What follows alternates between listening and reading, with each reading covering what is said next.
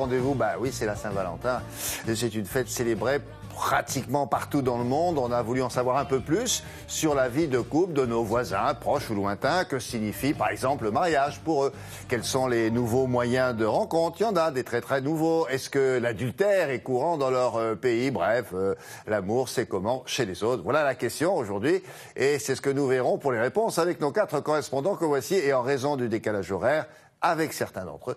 Toute la séquence qui suit a été donc enregistrée. Pour nous éclairer ce matin, voici nos cupidons d'un jour. Sandrine Mercier qui nous attend à Barcelone, Gérard Griesbeck est notre correspondant au Sénégal, Fanny Leterre nous donne rendez-vous à Rio de Janeiro, et enfin Loïc Delamornay il nous parlera des couples suédois. Mais tout de suite, vamos à Barcelone, comme on dit là-bas. Bonjour Sandrine. Alors en Espagne, le mariage c'est bien sûr une histoire d'amour comme presque partout, mais c'est aussi et peut-être surtout une histoire de famille, et ça on le sait peut-être moins. Parce que si j'ai bien compris, dans ce pays, quand on épouse quelqu'un, on épouse aussi les parents, les grands-parents, les oncles, les tantes, et j'en oublie probablement Sandrine.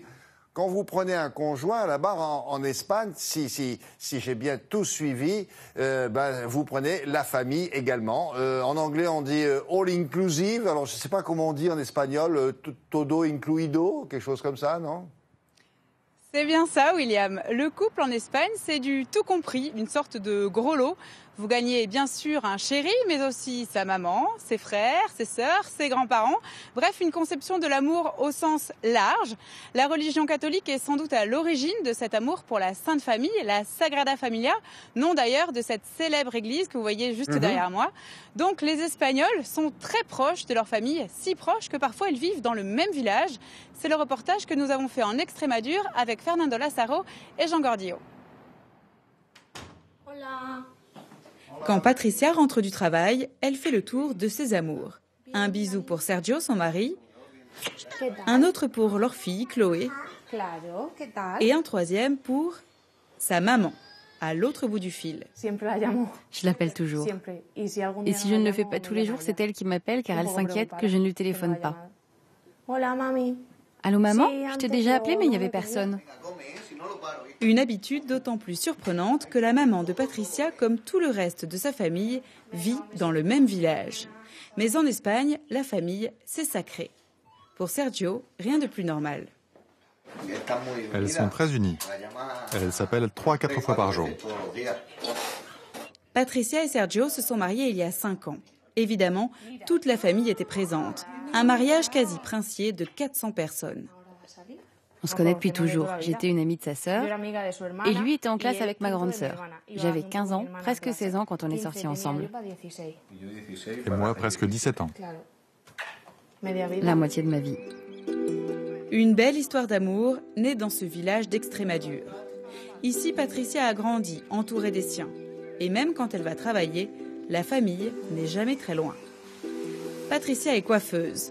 Et ce matin, parmi les clientes, il y a ma tante, la sœur de ma maman, et là c'est ma grand-mère, la maman de ma maman et de ma tante. Et dans la salle d'attente, on trouve aussi la cousine qui se marie cet été.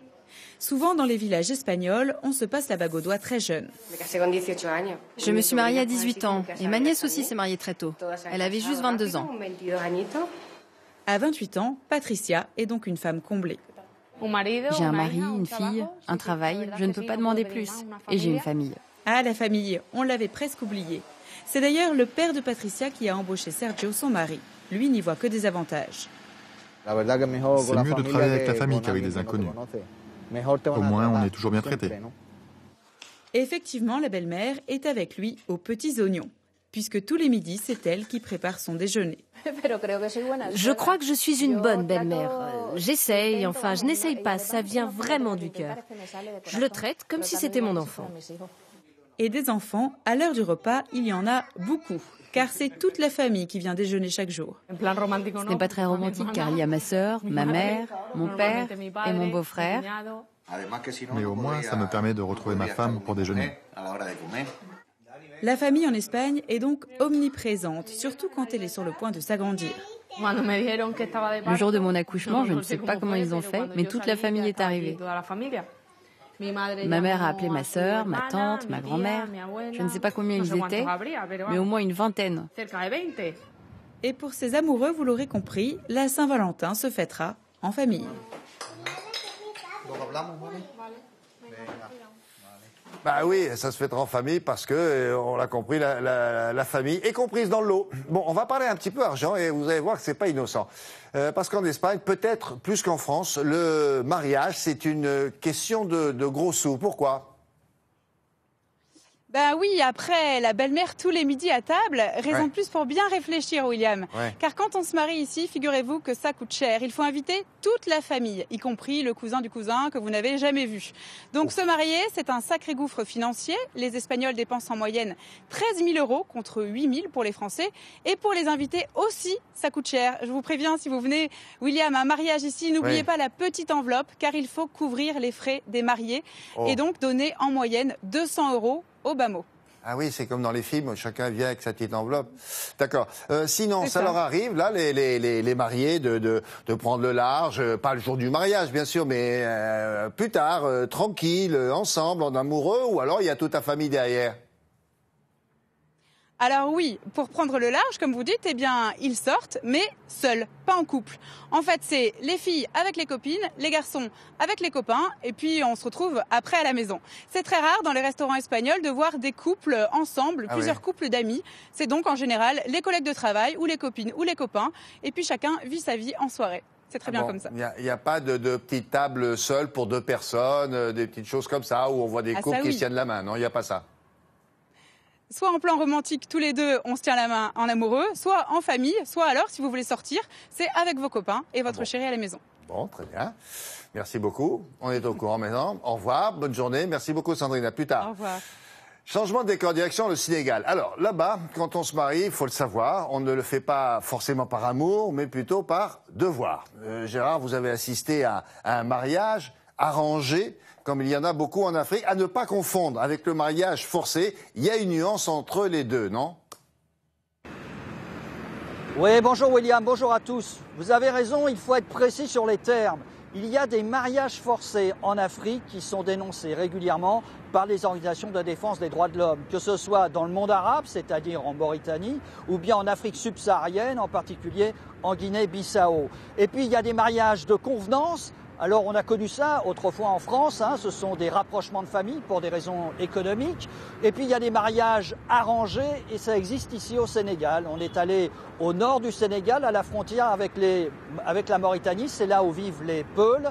Nous sommes allés voir chez eux comment ça se passe parce que c'est une véritable tradition. Nous allons voir pourquoi dans ce reportage que nous avons réalisé avec Mathieu Milcan, Pape Sec, Frédéric Ranck et Sylvain Barral. Toute la nuit, ils ont dansé. Car ce moment, tout le village l'attendait depuis des mois. Chez les Peuls du nord du Sénégal, chaque mariage donne lieu à une fête qui peut durer une semaine.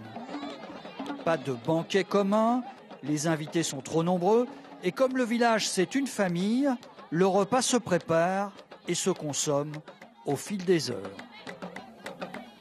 Et la mariée, la voici. Une gamine, âgée d'à peine 17 ans, et qui est toute intimidée. Alors c'est sa grande sœur qui parle pour elle.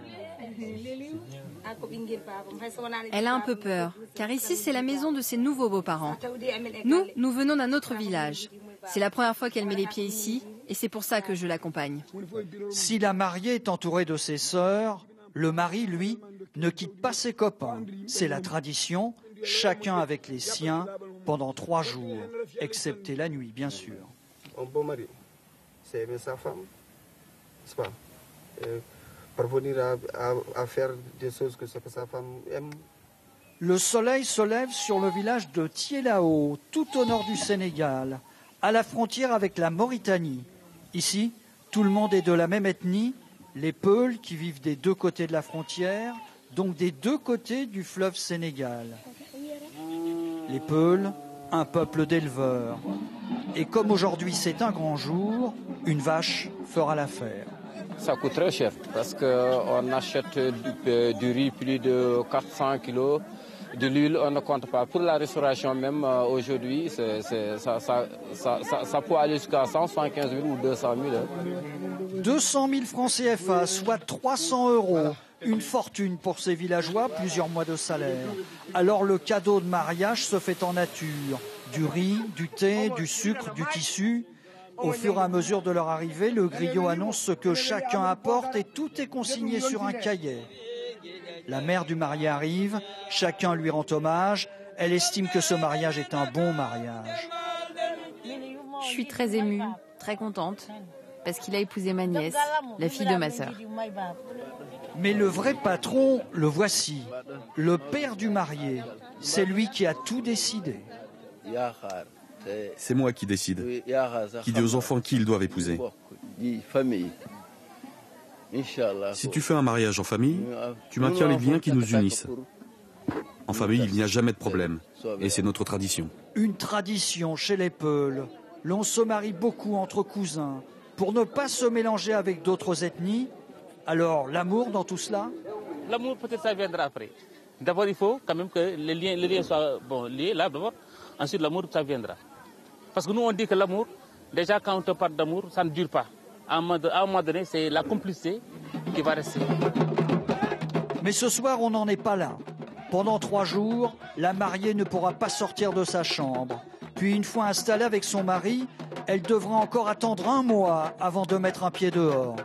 Toujours selon la tradition des Peuls du nord du Sénégal. Alors Gérard, on l'a compris, c'est la tradition, comme le dit d'ailleurs l'instituteur du village. L'amour, ça viendra après. Mais est-ce que la tradition reste toujours aussi forte, je ne sais pas, avec le temps?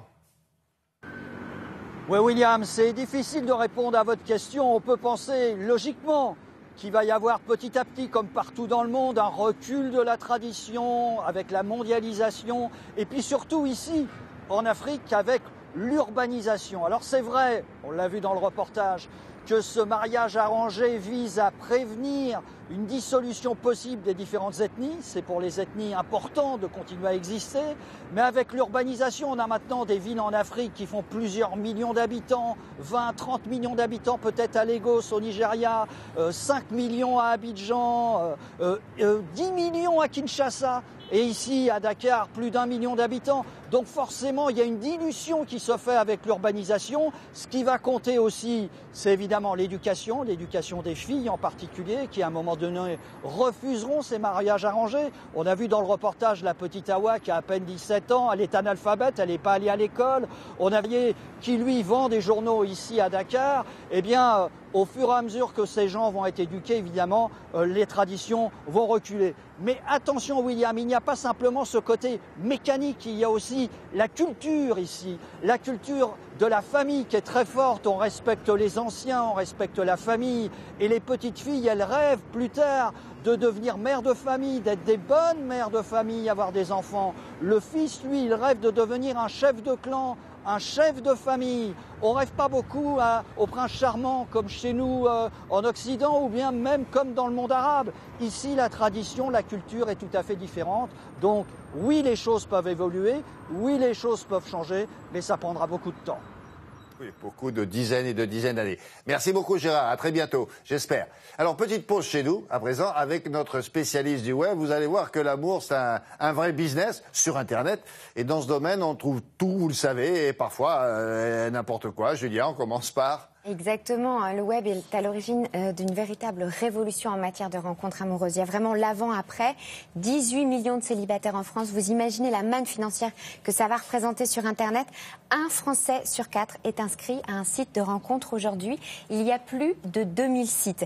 L'idée de ces sites Internet, William, c'est de se spécialiser, de cibler, parce que sinon on ne se retrouve pas, on n'arrive pas à trouver l'être cher si on n'a pas ciblé dans un domaine particulier. Alors on va cibler par rapport à ce qu'on est, c'est-à-dire que vous êtes agriculteur, vous avez un site de rencontre qui est fait pour vous. Ouais. Vous êtes végétarien, vous êtes écolo, un site de rencontre aussi sera fait pour vous. Vous allez aussi être dans une communauté par rapport à votre religion pour pouvoir retrouver l'être aimé qui va avoir la même religion que vous. Donc vous avez mektoub.fr pour les musulmans, vous avez theodokos.fr pour les personnes plutôt d'origine catholique. Vous avez évidemment les opinions politiques, comme ça au moins ce sera un truc sur lesquels on sera d'accord, ce sera la politique. Donc vous avez droite rencontre, gauche rencontre. Évidemment. Elle est plus, vous avez remarqué? Alors la blonde est à droite, la brune est à gauche. On ne sait pas pourquoi, mais c'est comme ça. Oui, non, mais la jeune fille blonde est Elle est plus aguichante que la jeune. Elle est plus aguichante, oui. Bon, non, bref. je rêve ou... Bon, on continue. Je ne ferai pas de commentaires. Non, pas moi non plus d'ailleurs. Vous avez par exemple votre métier. Donc là, on va se rencontrer sur un site qui s'appelle entreuniforme.com. C'est-à-dire vous avez aussi une passion commune qui va vous permettre de vous retrouver. Là, c'est si vous êtes fan de Star Trek, vous avez un site de rencontre qui est fait pour vous. Ah. Si vous êtes fan de chevaux, oui. Vous avez ce site-là. Vous avez aussi un site de rencontre qui s'appelle hommepansement.com. Ça, c'est si vous êtes une femme triste, un peu dépressive. Ce site est fait pour vous. Alors après, vous avez toutes sortes de choses. Attendez, parce que ça veut dire quoi? Que le monsieur, c'est le pansement, non? Exactement. Ah, oui, comme son nom l'indique, c'est extrêmement clair. Vous imaginez un petit peu comme on brasse de choses différentes. Pour finir sur une note un petit peu romantique, William, je voulais vous dire que quand même Mythique, le plus grand site de rencontre de France, serait à l'origine de 6% de mariages. Ah oui, d'accord. Merci beaucoup. Tiens, en parlant de web, le voyage continue. À tout à l'heure. On s'envole pour Rio de Janeiro. Alors là-bas, on pourrait croire que les couples se forment sur la plage, comme on le voit souvent derrière Fanny Lothaire, notre correspondant sur place. Pas du tout. C'est surtout, justement, sur Internet que ça se passe. Chez les Cariocas, c'est-à-dire les habitants de Rio, l'amour, c'est simple comme un clic. C'est ce qu'on va découvrir tout de suite avec Fanny Lothaire. Et vous allez voir que les Brésiliens et les Brésiliennes restent fidèles à leur réputation de séducteurs, de séductrices, même sur le net, et avec l'accessoire qui va avec, c'est-à-dire le portable. On dit le Brésilien chaleureux, sympathique et toujours curieux de nouvelles rencontres dans la vraie vie, mais surtout sur son smartphone. À Rio, on a la fièvre Tinder. Les Brésiliens sont ceux qui passent le plus de temps au monde à surfer sur cette application de rencontre. Ça marche comme un GPS. Les personnes qui sont les plus proches de nous apparaissent. J'ai utilisé Tinder, oui. Ça a marché, oui. Au pays du selfie, loin d'être tabou, ici on assume. Renata Balthazar est une de ces aficionados de rencontres sur téléphone. Malgré ses sorties entre amis et les fêtes carioca, elle n'a pas hésité. Par exemple, celui-là, c'est mon type. Il a une barbe, il est mignon, donc je like. Ah, ça a marché, il m'aime bien en retour. Elle ne s'en cache pas et c'est même devenue une experte. Sur Tinder, il y a des périodes de récolte bonnes ou mauvaises. Il y a des périodes sans nouveau profil où on ne trouve aucun prétendant. Le Brésil est un des pays les plus consommateurs au monde d'applications de rencontres. 10 millions d'abonnés. Rien que sur Tinder, 1 nouveau million d'inscrits ces 2 derniers mois. Alors forcément, ce succès de l'amour sur Internet n'a pas échappé aux développeurs 100% brésiliens. Voilà le dernier né brésilien. Beija eu, littéralement, embrasse-moi. Tout est dans le titre. Qui vient d'être lancée spécialement pour le carnaval. Elle permet aux musiciens, sambistes et touristes qui envahissent les rues de Rio de se trouver facilement pour s'embrasser. Roxane Garcia est sûre que ce nouveau Cupidon numérique fera de nombreux heureux. Ça ne suffit pas de faire une rencontre dans un bar. Je crois que le Brésilien a besoin d'interagir beaucoup et tout le temps, 24 heures sur 24. L'objectif, c'est que des personnes se rencontrent. Après, ce qu'elles font ensemble, une fois qu'elles se connaissent, ça ne me regarde pas, c'est libre. Pour flirter, oui, mais aussi pour trouver l'amour. La preuve avec ce couple franco-brésilien. Ils se sont rencontrés sur Tinder il y a quelques mois. Une rencontre pour durer, loin des clichés. C'est comme dans la rue, quoi. Il y a des gens sympas, des gens pas sympas, des gens... Il y a tout. Je me souvenais même pas qu'on s'était rencontrés sur Tinder. Mais les Brésiliens sont allés encore plus loin. Camila Torelli, belle célibataire, cherche l'amour aussi, mais pour son chien. Voilà le profil de Rosie. Ses photos, les moments où il joue. Déjà 2500 utilisateurs à Rio. L'application a permis à Camila de se faire des amis. Et pourquoi pas, il faut l'avouer, un peu plus. Un chien, c'est une bonne excuse pour sortir dans la rue. Ça permet de se faire des amis, de faire des rencontres. Et pourquoi pas rencontrer un homme bien. Difficile de savoir si Rosie a liké sa nouvelle compagne. En tout cas, au Brésil, les applications de rencontres ont de beaux jours devant eux. Oui, le chien, c'est bien aussi. Merci beaucoup, Fanny. À bientôt. Maintenant qu'on en sait un petit peu plus sur les couples ailleurs dans le monde, retour chez nous avec Anissa Arfaoui. Et pour commencer, comment pourrait-on, Anissa, bonjour, comment pourrait-on définir le couple dans notre pays alors ? Alors effectivement, quand on s'interroge sur la définition du couple chez nous, eh bien c'est simple, il s'agit de deux personnes qui s'aiment, qu'elles soient de sexe opposé ou de même sexe, qu'elles soient mariées ou pacsées, qu'elles vivent ensemble avec ou sans enfants. On constate que le schéma est très large, avec une condition indispensable et invariable, c'est l'amour. Mais si cela peut nous paraître totalement évident aujourd'hui, il faut savoir que ça n'a pas toujours été le cas. Bon, alors de quand date cette définition du couple? Et alors, ça veut dire quoi? Comment c'était avant? Eh bien, en fait, ça date de la Révolution française. Jusqu'à la Révolution de 1789, eh bien, figurez-vous que le mariage d'amour, là on parle de mariage parce qu'à l'époque le couple était formulé par le mariage, eh bien le mariage d'amour n'existait pas. On était réellement dans le mariage de raison. Pourquoi? Parce que le mariage était un régulateur social. On se mariait pour s'élever dans la société, on se mariait pour faire des alliances, pour des successions de patrimoine. Mais hors de question de se marier par amour. Au point même que pour les aristocrates à l'époque, les mariages d'amour, aimer son mari ou aimer sa femme, était indécent, c'était mal vu. Donc il a fallu qu'on attende 1789. Elle en a souffert beaucoup. Hein. En tout cas, 1789 change la donne. On a l'apparition du mariage civil, séparation de l'Église et de l'État. Le mariage civil prend beaucoup d'ampleur et cette fameuse graine de l'amour est semée comme étant un élément indispensable de l'union entre deux personnes. Maintenant, autre petit détail, c'est que si c'est né à cette époque-là, eh bien, il va falloir attendre le XXe siècle, le début du XXe siècle, pour que les Français adoptent l'amour réellement dans leurs us et coutumes. Le XXe siècle, dites, bon, vous n'avez pas connu, mais c'était hier. Bah oui, c'était hier. Donc, l'amour dans le mariage, on peut dire quoi? C'est assez récent? Mais c'est totalement récent. Ça s'est installé, l'amour s'est installé dans le mariage entre le début du XXe siècle et les années 50-60. Ça veut dire quoi? Ça veut dire qu'au moment où l'école, l'instruction, l'éducation a commencé à se charger aussi bien du bien-être des garçons que des filles, eh bien voilà, bouleversement. Traduction, plus les femmes ont gagné en instruction, plus elles ont travaillé, plus elles se sont débarrassées de la tutelle des maris, et ben, plus elles ont eu le droit de choisir et de ne plus subir. Et donc elles ont formulé un double bouleversement. À partir de là, les femmes non seulement ont bouleversé le modèle habituel du mariage, donc maintenant on se marie parce qu'on s'aime et parce que je l'ai décidé, mais en plus elles ont totalement bouleversé le modèle du couple. C'est un couple quoi? Égalitaire, on peut dire ça ou... Évidemment, bien sûr. On tend vers ça, quoi. Et bien maintenant, non, à partir des années 60, couple égalitaire. Avant, William, on était dans le couple... C'est les trentenaires. Les trentenaires, ça... on est énervé. Ça rigole pas. Alors, en fait, le modèle avant fonctionnait sur l'interdépendance. Ça veut dire quoi? Ça veut dire que les femmes dépendaient de leur mari pour vivre. Et parfois, vous aviez des familles entières qui dépendaient du patriarche. Eh bien là, on arrête tout. Maintenant, le modèle du couple, c'est l'autonomie, c'est l'indépendance de la femme et du mari. Et c'est, t'as descendu les poubelles 2 fois, maintenant c'est... Par exemple. On partage, quoi. 50-50. Voilà. Pareil pour la vaisselle. Ah oui, j'avais oublié ça. Bah tiens. En 2015, on en est où maintenant en quelques chiffres? Parce que ça se chiffre, tout ça, bien sûr. Ça donne quoi? Alors aujourd'hui, constat, on ne se marie plus, on cohabite. En 2014, nous avons célébré 241 000 mariages pour 125 000 divorces. Pour vous donner faire une petite comparaison, en 1972, on avait eu en France 417 000 mariages pour moins de 45 000 divorces. Aujourd'hui, c'est simple, nous avons un mariage sur 2 qui se finit en divorce. Alors maintenant, le vrai bouleversement, contemporain, c'est quoi?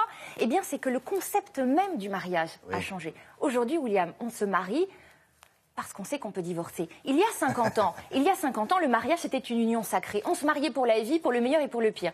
Aujourd'hui, le divorce n'est pas seulement une possibilité, c'est une information et c'est même une porte de sortie qu'on bétonne au moment même où on signe le contrat de mariage. Donc voilà, là, gros changement. Deuxième énorme changement dans notre société contemporaine, c'est quoi? Eh bien, c'est dans le couple, c'est le non-couple, l'absence de couple, le célibat. Le célibat, un petit chiffre selon l'INSEE, 18 millions de Français seraient célibataires. Et bien ça nous a donné quoi? Et bien ça donne qu'aujourd'hui, l'amour et le couple est un gigantesque business, un grand marché. Marché, ça veut dire que l'amour, c'est devenu quoi? Une entreprise? Clairement, vous pouvez y aller, on met les pieds dans le plat. Oui, l'amour est une entreprise comme une autre. C'est même une économie totalement décomplexée qui se comporte de la même manière que les autres entreprises, que le marché économique de notre société. C'est-à-dire qu'en fait, aujourd'hui, vous avez de nombreuses entreprises qui ont vu le jour. L'amour est un grand champ de consommation. On consomme l'amour comme on consomme des voitures. Donc vous avez plusieurs entreprises qui se sont créées. Vite et c'est aussi cher. Et exactement. Beaucoup d'entreprises sur Internet en l'occurrence. On a vu ça tout à l'heure. Exactement, avec Julia. Et effectivement, c'est un marché extrêmement juteux. Et pour finir, on peut dire qu'il a de très beaux jours devant lui. Bon, merci beaucoup. Merci à vous. Bonne chance. Et vous l'embrassez de notre part.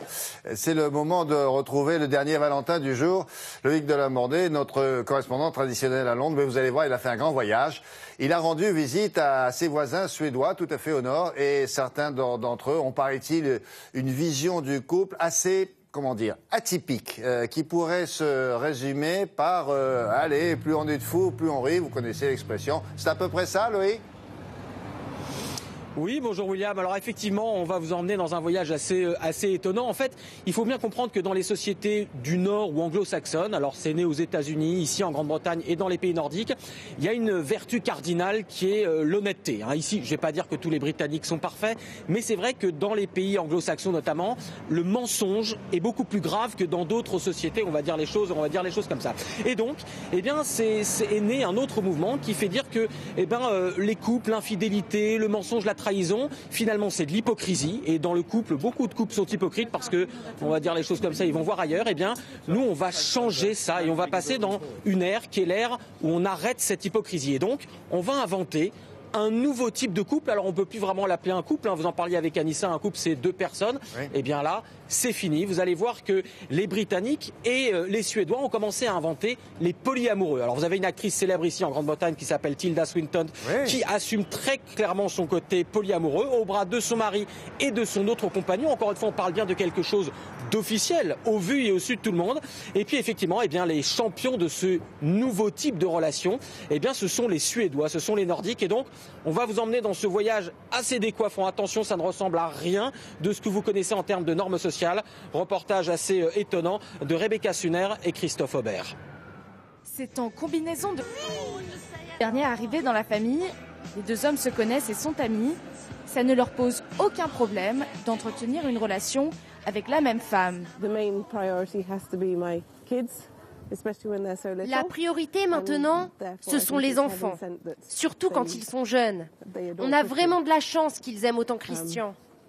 Et pour nous aussi. Main dans la main avec ces 2 hommes. Si vous vous sentez déboussolé, c'est normal, car cette famille a fait un choix de vie qui bouscule les normes sociales. Ils sont polyamoureux. Louisa a fait sa vie et ses enfants avec Joste, avec qui elle habite. Puis elle a rencontré Christian, devenu son 2e compagnon, qu'elle voit plusieurs fois par semaine. Et pour eux, le modèle de couple classique a déjà été ébranlé. Je connais très peu de gens qui sont dans le modèle 2 parents, 2 beaux enfants et le chien. Il y a plusieurs membres dans une famille, et c'est comme ça que je nous vois. C'est comme quand vous avez un enfant. Vous l'aimez évidemment de tout votre cœur. Puis, un 2e enfant arrive et vous l'aimerez tout autant que le premier. Aujourd'hui, tous des jeunes chez la mère de Christian, Heida, une belle-mère qui accepte la cité préjugée. C'est tout simplement une façon de fonder une famille. Ils s'aiment. Christian et Joste sont amis. Louisa les aime tous les 2. Ça marche. Dès la maternelle, la plupart des petits Suédois apprennent qu'il existe des modèles de famille non traditionnels. Pas si étonnant en Suède, pays champion des avancées sociales. L'égalité homme-femme y est une priorité nationale et l'adoption par les couples homosexuels est autorisée depuis plus de 10 ans. Plusieurs fois par mois, ce café accueille des polyficas, des cafés-rencontres pour les polyamoureux qui viennent discuter de leur choix, encore minoritaire, en attendant qu'ils soient mieux compris du grand public. L'occasion aussi de se moquer d'une certaine hypocrisie. Les Français m'ont beaucoup inspiré. Ils ont toujours eu leur histoire de maîtresse, même vos présidents. Les gens ont besoin et envie d'amour et de rencontrer de nouvelles personnes.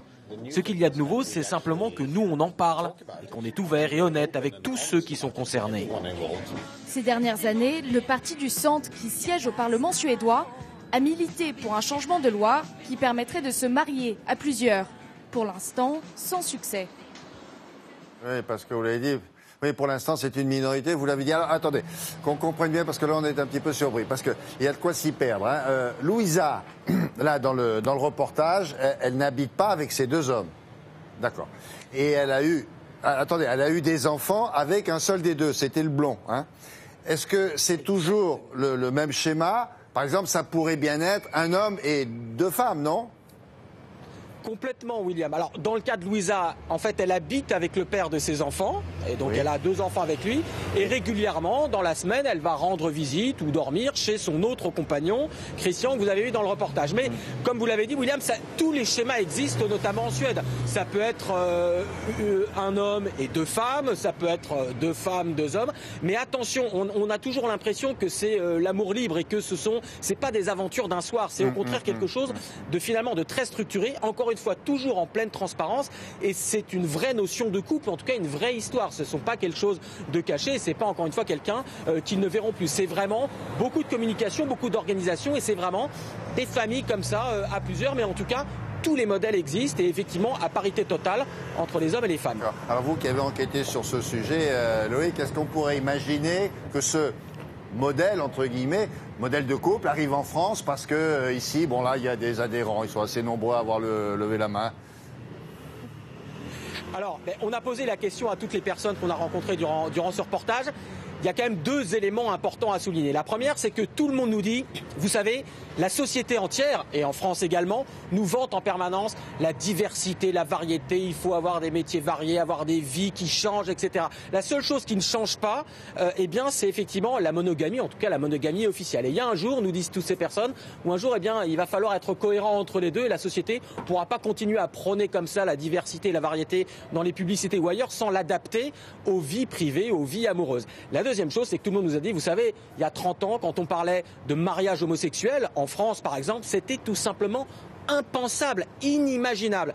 Aujourd'hui, c'est le cas en France, donc finalement, dire que dans 10, 20 ou 30 ans, ça n'arrivera jamais en France, ce serait quand même très présomptueux.